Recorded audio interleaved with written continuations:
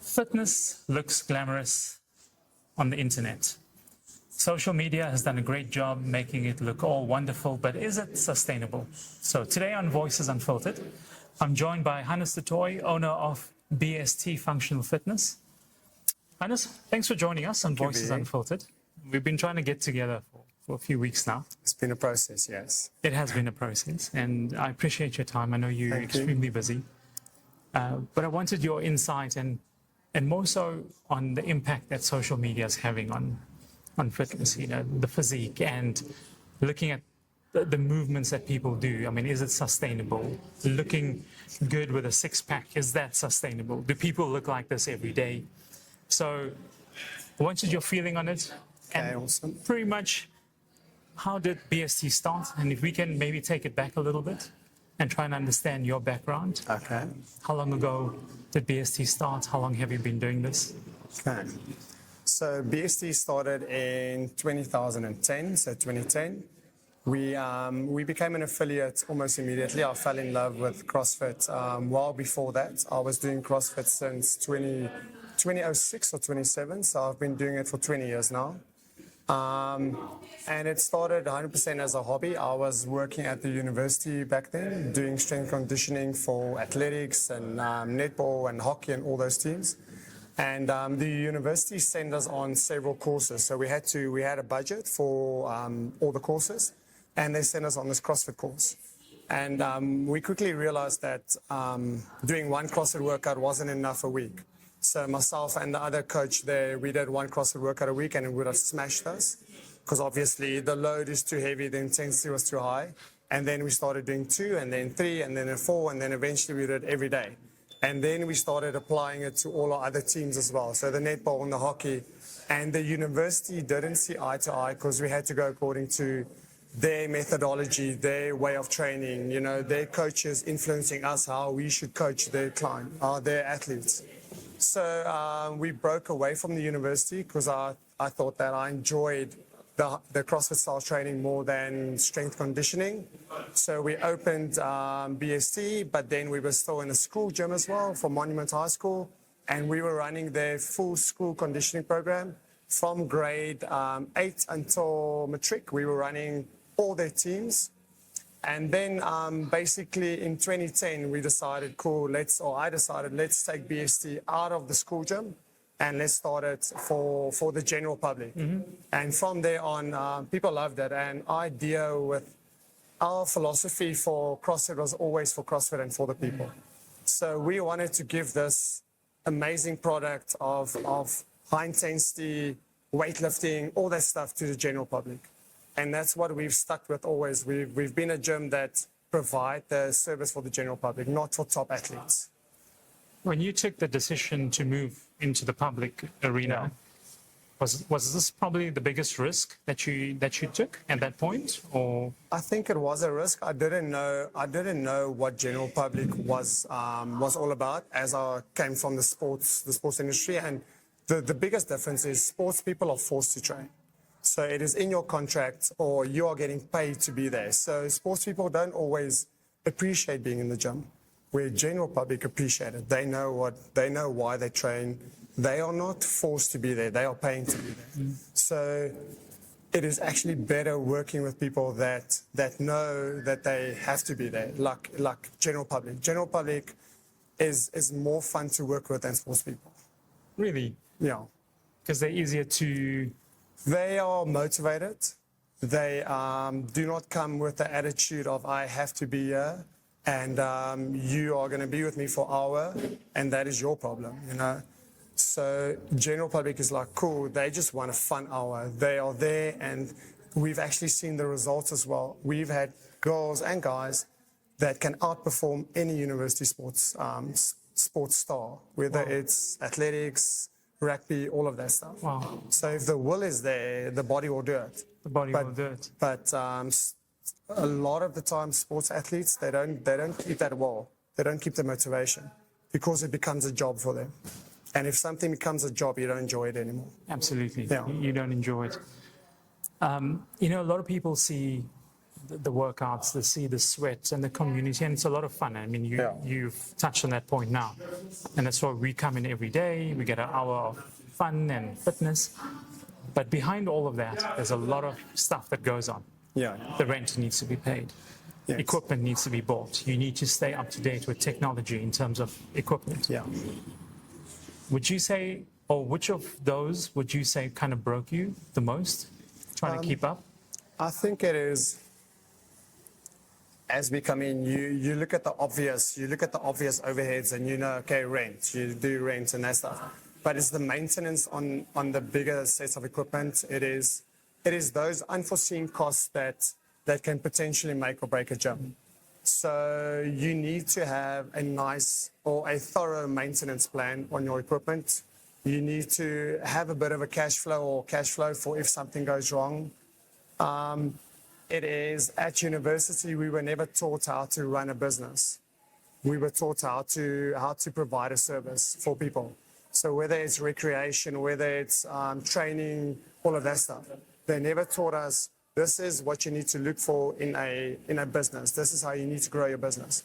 So I think for me, the biggest shock was, okay, now I'm running a business, not just giving people a space to train in. So it takes a long time and we're still learning. I think business is evolving like fitness. So yes, you can jump on every fitness fad that there is, but you need to also decide what is true to your style. So for the first time, for the first 10 years, CrossFit was good for us. And we stuck with CrossFit because that was our speciality and that's what we enjoyed. When Hyrox came in, it was such a good fit for us that it's the first training methodology outside CrossFit that we incorporated into BST as well. So you must always decide as well, you must be consistent and give your clients the best possible service, not just what's currently on hand. You need to think about what's really good for them. True. And, you touched on CrossFit, you touched on Hyrox. And I almost want to say the athletes that come from both are different personalities. What happens when toxic personalities kind of clash, right? Because you got Hyrox on the one hand, you got CrossFit on the other. CrossFit's its own culture. Yes. And suddenly you have Hyrox and that's its own culture. How do you manage that dynamic? I think it's in our specific setting, it's taken us 2 years to find that balance. But I think you have to respect both sports as it is, a sport and a training methodology. You can never have the one is better than the other one or the one is beneath the other one. So what it's taken us to is that journey of saying CrossFit is unique in its sense and Hyrox is unique. And the clients will then see that you respect both disciplines. And by us combining some of the classes where the CrossFitters and the Hyroxers train together in a neutral setting. So we don't mix them in the sense that the one will have an advantage over the other one. Then they get to communicate and they get to mingle as normal people and as people that do not have an advantage. Is that neutral ground that creates the communication. There's no barriers anymore. But it's all about respect. So if you do not respect the one and you over-respect the other one, people will pick it up. Easily. And very easily and very quickly. And as you know, like Hyroxes it's getting to that point where it's a speciality now. And you need to run exceptional paces. You need to do that. And CrossFitters can't do that anymore. In the beginning of Hyrox, CrossFitters could compete against Hyroxes, but now it's become a sport on its own. So CrossFit is a sport and Hyrox is the other sport, and they can assist each other and they can benefit each other. But a CrossFitter cannot step over now and become a Hyroxer within a month. There's too much speciality training that goes into it. Yeah. When CrossFit started, it pretty much took the world by storm. Yeah. And now you've got the likes of Hyrox that's entered. CrossFit has been plagued by a lot of controversy over the recent years. Do you think it's peaked? Do you think it's reached its... I think CrossFit will go the same route as Olympic weightlifting in the past. So Olympic weightlifting was always known as the sport for other sports. So if you wanted to be a better racer or a sprinter, or you wanted to be a better jumper, you would go to a strength conditioning facility or a coach that specializes in that form of training, and you would do Olympic weightlifting for your sport. I think CrossFit will, for now, become that sport. Like it is a sport for other sports. If you want to be a better runner, if you want to be a better cyclist, if you want to be a better rugby player, cricket player, hockey player, CrossFit's the ultimate sport for you. Like CrossFit strengthens the whole body and it creates balance. So I don't think CrossFit has peaks. I think there'll be a second surge of, okay, great, something changed within the sport, the upper admin side of it, but the lower communities are still healthy. The competition side of CrossFit has just taken a bit of a dip. I just think we need to find that balance of just competing every week in your gym and then competing on a weekend or whatever. We need to find that balance. That balance. And you said a word now, community, and I almost want to say CrossFit's become more of a community initiative, more than just programming and getting there and doing the workout. Yeah. You see the guys are still bonding over it. Friends stay friends for longer. But then you get to the CrossFit Games, and there's one that's coming up now, and the Opens here. Do you think these games are setting unrealistic expectations? When you look at how those athletes perform versus your average Joe that comes in? I think the CrossFit Games was always a exceptional goal for people to work towards. And we have athletes at our gym that try and aspire to go to the games. And I always tell them, if you want to, if you are motivated to train to go to the games, you can go to the games. As soon as your motivation goes back, then you'll never go to the games. You'll never get there by accident. So as long as you stay motivated to get better, you'll get better. But as soon as the motivation becomes second and you'll rather sit on the couch and watch YouTube and you'll rather sleep later, then you're not going to get there. But the games does set a ultimate goal for that sport. It is like the Olympics. So every guy that does a ski down a ski slope does not want to go to the Olympics. So I think it just needs to, it's a separate thing from the CrossFit community, the CrossFit Games. It's not the same thing, the sport and the social part. But what I do think that the Games has done now is it set the entry level for your RX athletes so high because they upgrade the skills every year. It doesn't become more repetitions or whatever, it becomes harder skills. Yeah. So I feel if they standardize the skills, then people would feel more freely competing in a RX division, which is the top division in CrossFit, even though you're not going to win. It is okay to compete. You know, a pull-up is a pull-up, a toaster bar is a toaster bar, a deadlift is a deadlift. If you know that you're going to get that specific movements, you will still enter that division. You mentioned motivated or motivation. Yeah. How do you keep your gym members motivated? I mean, coming in here every day, trying to give 110%. Yeah.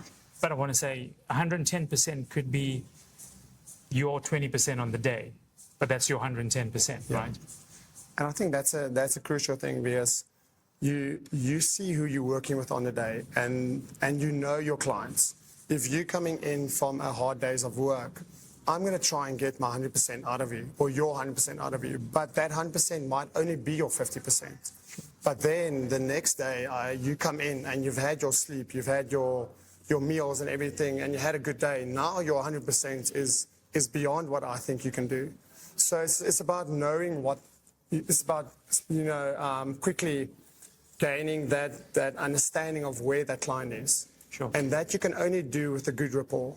If you do not know your clients, you cannot push them to the max every day. Mm-hmm. And you can see if someone is struggling with a technical issue or something, that day you are not going to get what you need to get out of them.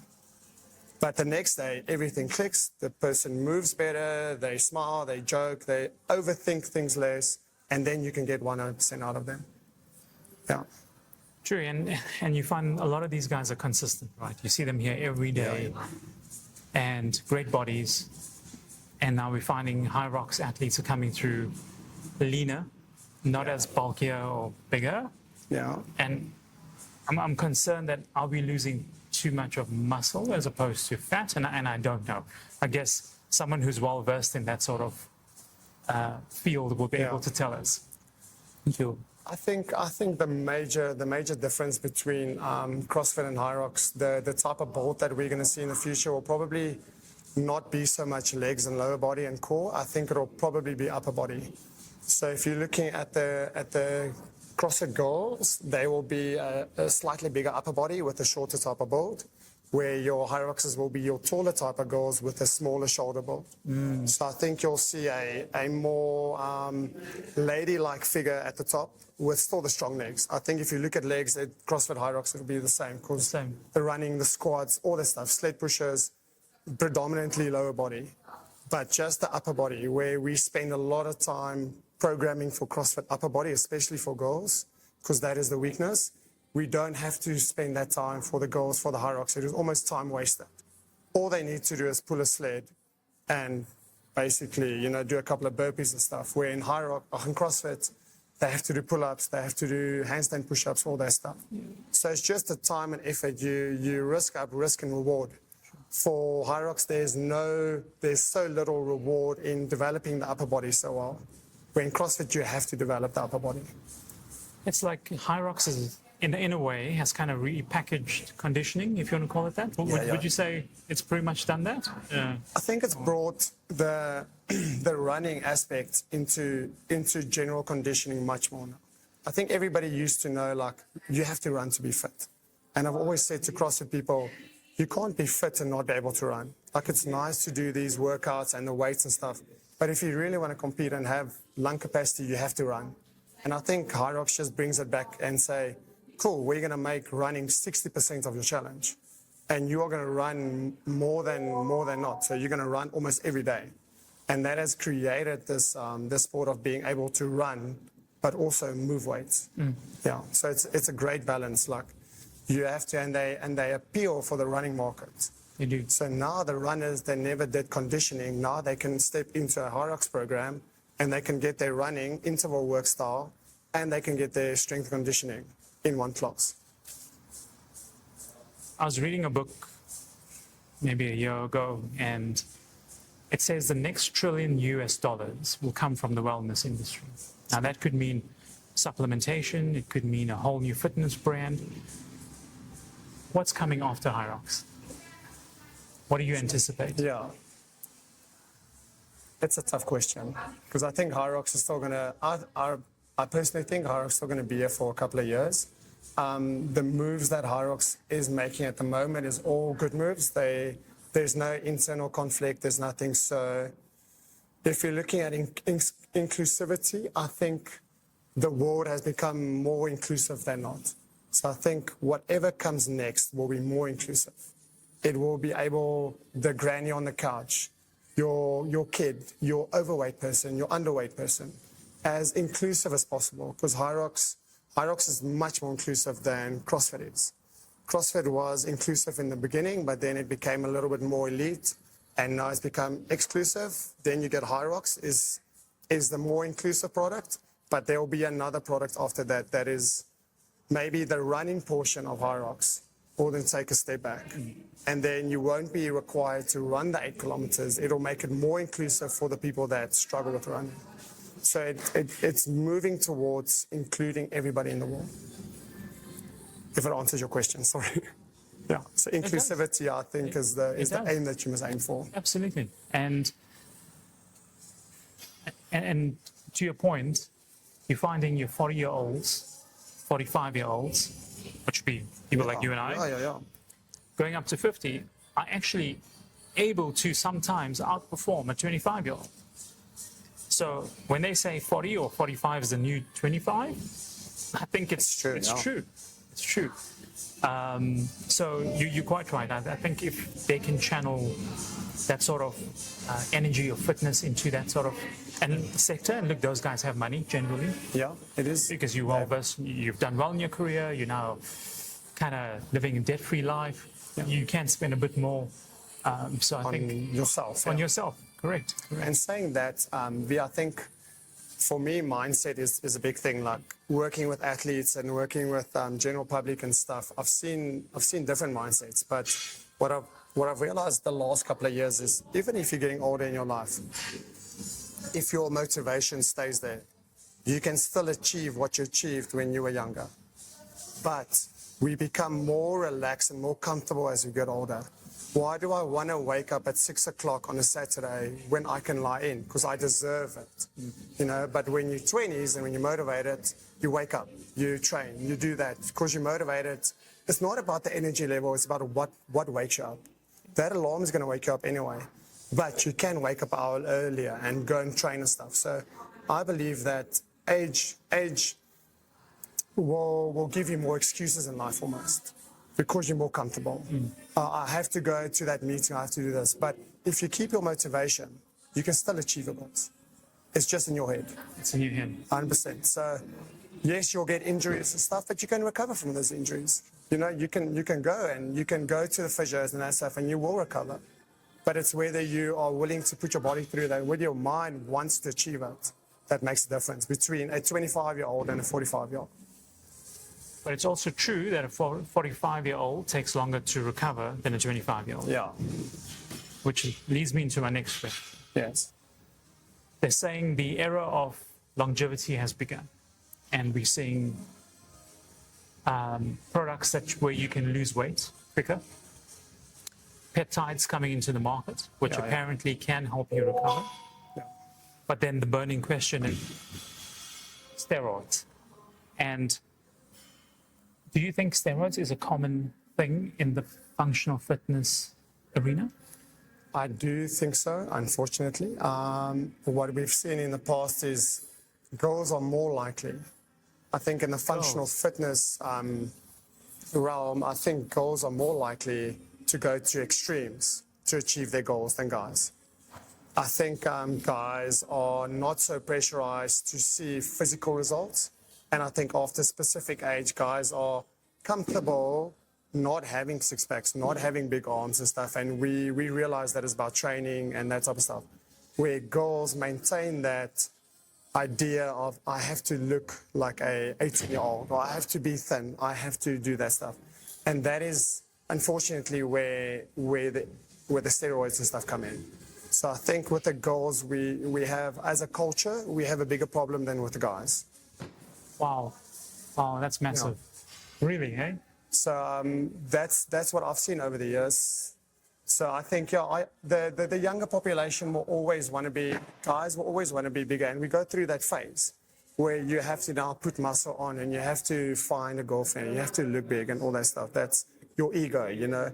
But once that ego is gone, like we seldomly go back to that phase. We seldomly go, okay, now I have to get big arms again and I have to weigh 120 kilograms or whatever. But girls, it never goes away. Girls become, you know, we get married, and all those girls, if you ask any person or most of girls today, would you, if you can lose 5 kilograms today, would you do it? And they'll all say yes. Because it's a cultural thing. It's our goals have to be small and tiny, and you know, so I think the girls do have a bigger challenge than the guys. And the guys. Yeah. Is it possible for hard work to outperform talent? Which then leads me to ask you, do you think you can reach elite status in fitness naturally? Good question. So let's go for the hard work and talent one first. I do believe that a person that is a hard worker by nature can achieve anything. So you can learn a skill. You can train your body to be better. A talented person that is not a hard worker, I would always put my money on that hard worker rather than a talented. But unfortunately, you do get the unicorns that are talented and hard workers. Yeah. So that is very hard to outperform someone with talent and a very good mindset of hard work pays off. So if you get that unicorn that has both, it is hard to catch up to that person. And that is your elite of the elite of the elite. Can I become much better and can I reach an elite level by not using anything and just hard work? Always. I believe that if you are committed enough, your nutrition is good enough in any sport, if you work hard enough, you can reach exceptional levels. But will you ever beat that person with more talent and that works the same amount capacity as you? Probably not. Probably not. Yeah. But I think that's true in all facets of life, right? Yeah. If you can work hard, even in your normal life, from studying to your career, you will outperform. At some point, you will tip the scale. Yeah. Provided of course, the talented individual. It's also, you look at a person that is consistent in life.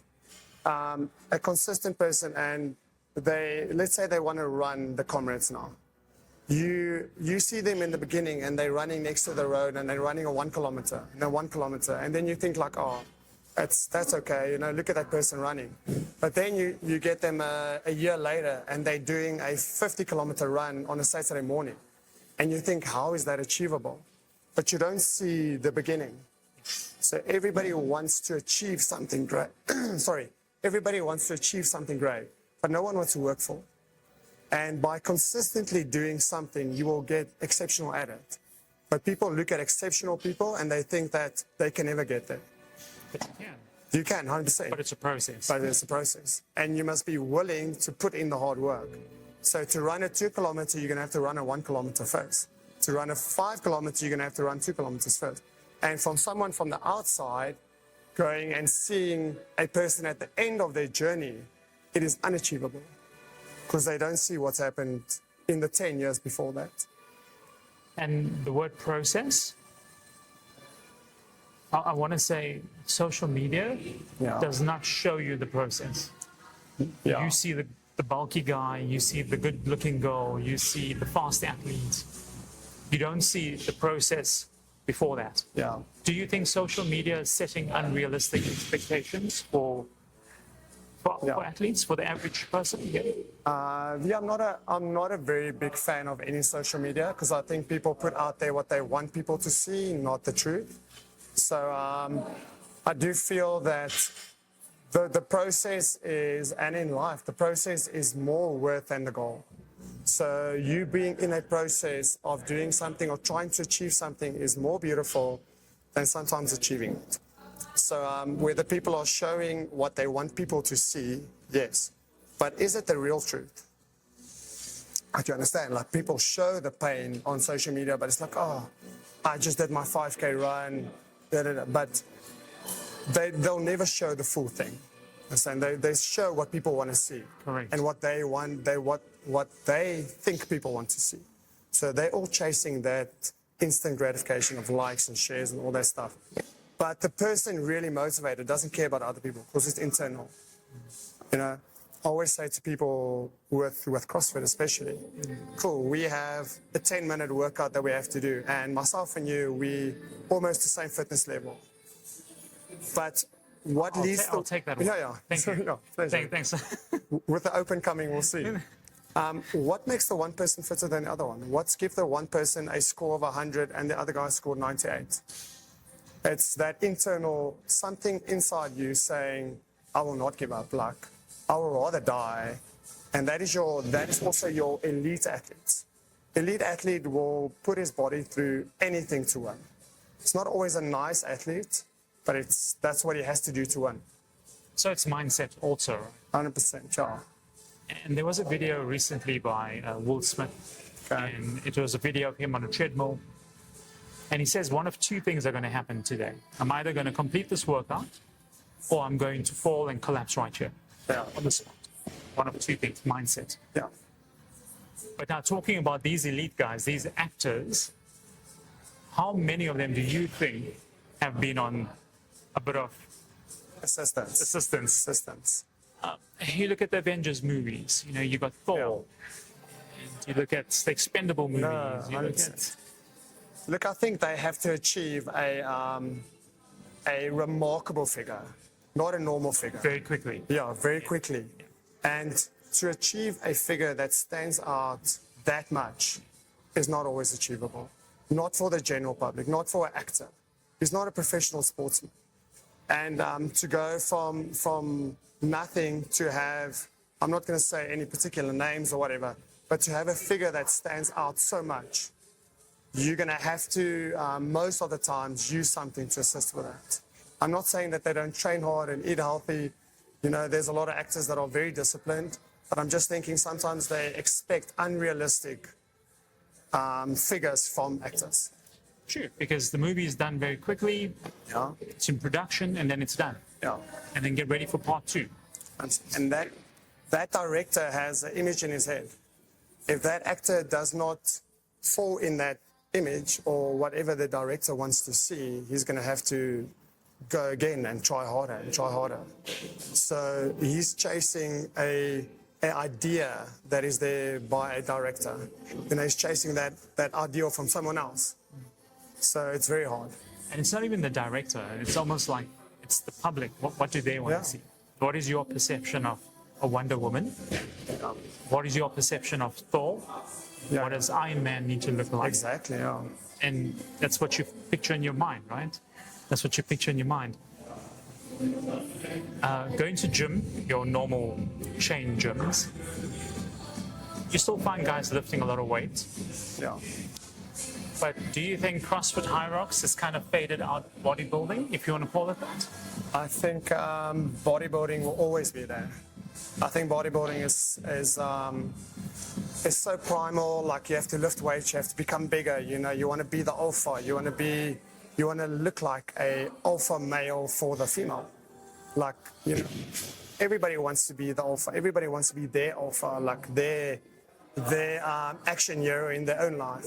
So I don't think bodybuilding will ever fade out. And I think there's a big movement now back towards bodybuilding. Because like we lack that. Like, we work so hard every day. You sit behind a counter and stuff, and just the opportunity to put on some muscle and stuff. It's a great opportunity. Like, so I think bodybuilding will always stay there. And any good training program that does not have bodybuilding in, like isolation work, is not a very good, because you have to develop muscles. So I think it is similar to what I said about CrossFit being a sport for other sports. Bodybuilding will be part of training programs forever. And I think bodybuilding as sport on its own will always be there, always. You were saying hard work.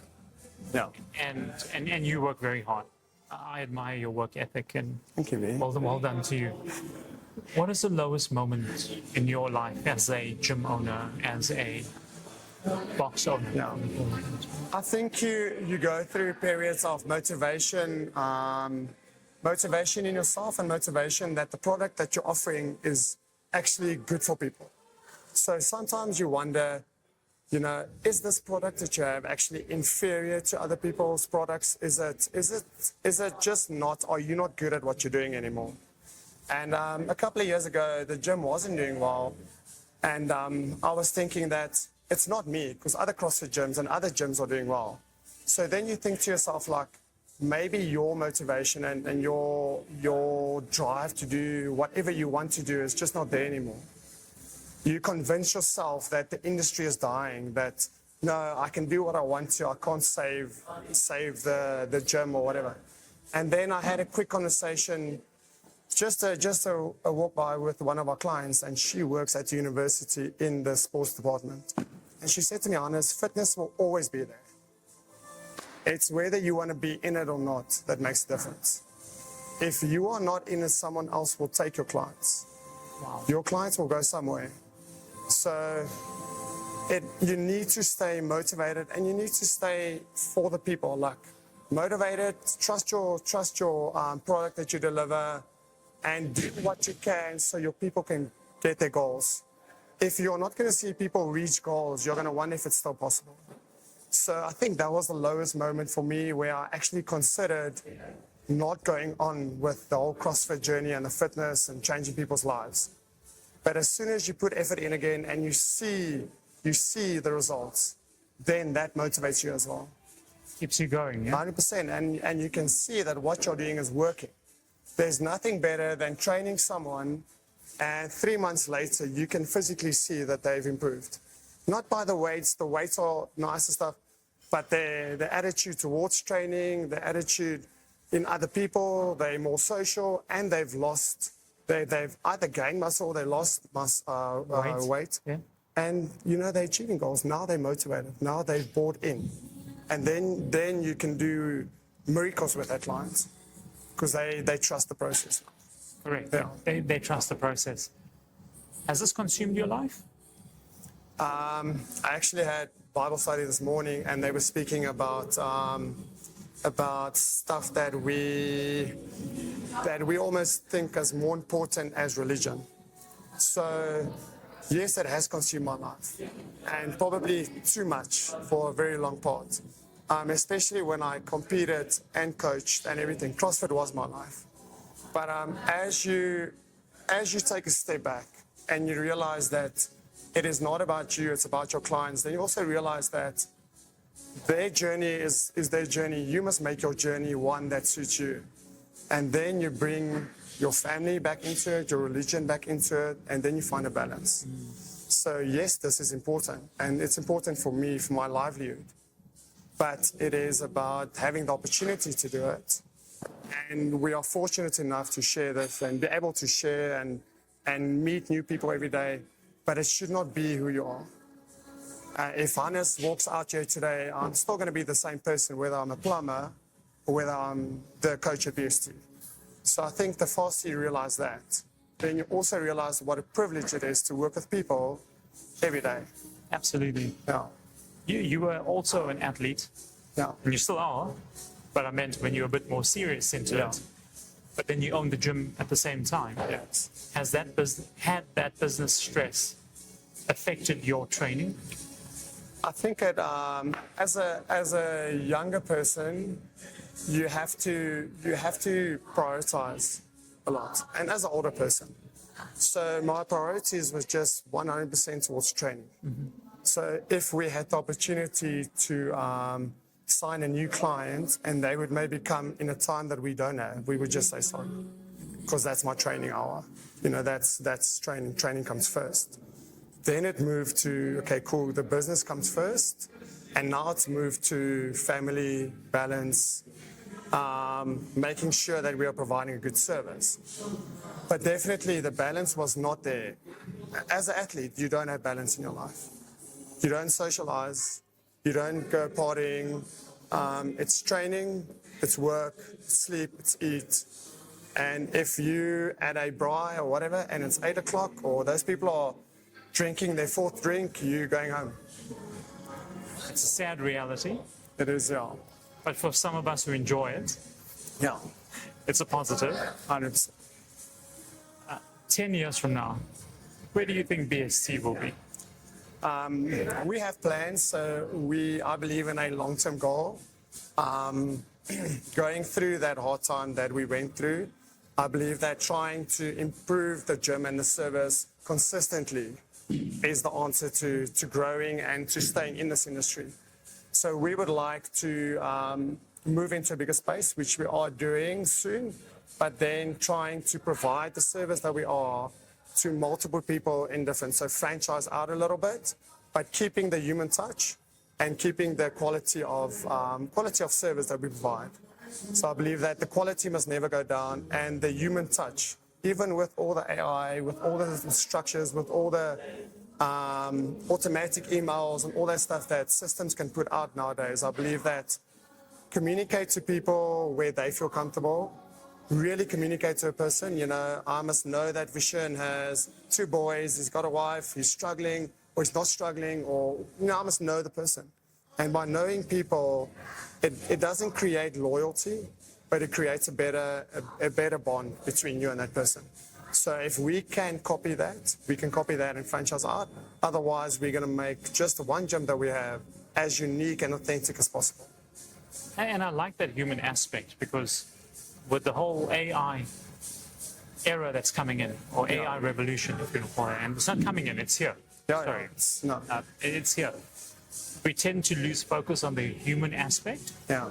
Everybody's wearing carbon fiber shoes, clothing, watches, you name it. It's more AI driven, and we kind of forget there's a human aspect behind that. There's a human being wearing those. Yes.